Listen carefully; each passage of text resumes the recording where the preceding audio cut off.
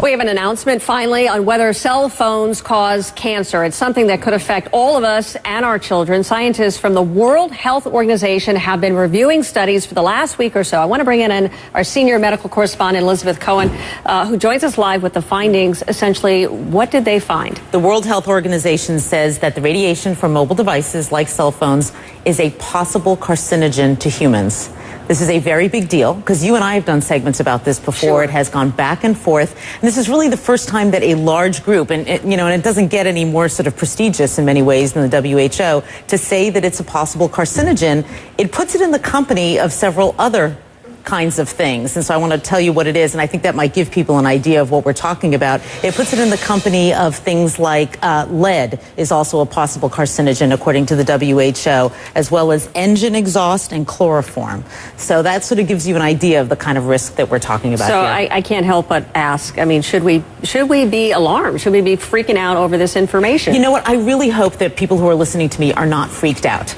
For two reasons. One, they won't do the right thing, and we'll talk about what the right thing is in a minute. And two, they'll panic, and that's kind of silly because all these years we've been on cell phones and holding them to our heads, which is what we're talking about as being bad. That's done. You can't do anything about that. And if you're on the phone right now, you don't need to drop it. You know, it's not that kind of a carcinogen. It's a kind of a carcinogen, or allegedly, possibly, that would build up over time. One phone call, doctors tell me, is not going to give you cancer. So what should we be doing? With this new information, what on earth should we be doing now? We are so lucky that there is something that we can do, because a lot of medical problems we can't, but we're lucky that there is something, and I am holding it in my hands right now. You use a device to keep that phone away from your head. Okay, I'm going to make it very simple. This is what experts that I talk to don't want you to do. This radiation is very close to your head. The minute that you put one of these in, you can hold the phone at a distance. At this distance, that radiation is dissipating. It's not going to affect you very much, if at all. Hold it away from your head, which means using a wired piece like this or a Bluetooth, or put it on speakerphone.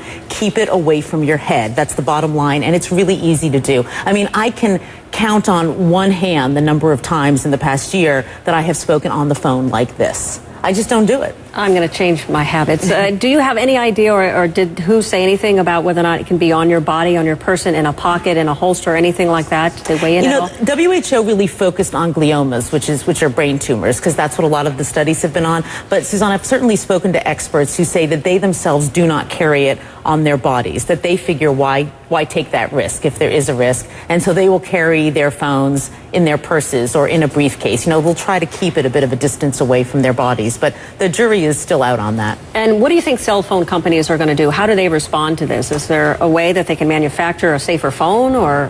Right, we're seeking a response from the CTIA, which is the industry group, and I think what could happen is that people like the FCC, or other groups like that in other countries might say, this is important what the WHO is saying, and so maybe we ought to tell cell phone companies to make phones with lower radiation.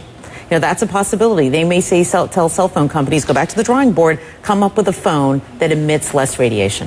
So bottom line, for those who are watching and who've wondered about whether or not this causes cancer, right, it's all about keeping it away from your head. Right. The WHO says possibly. So experts I've talked to say, why in the world would you take the risk? Keep it away from your head by using some kind of an earpiece.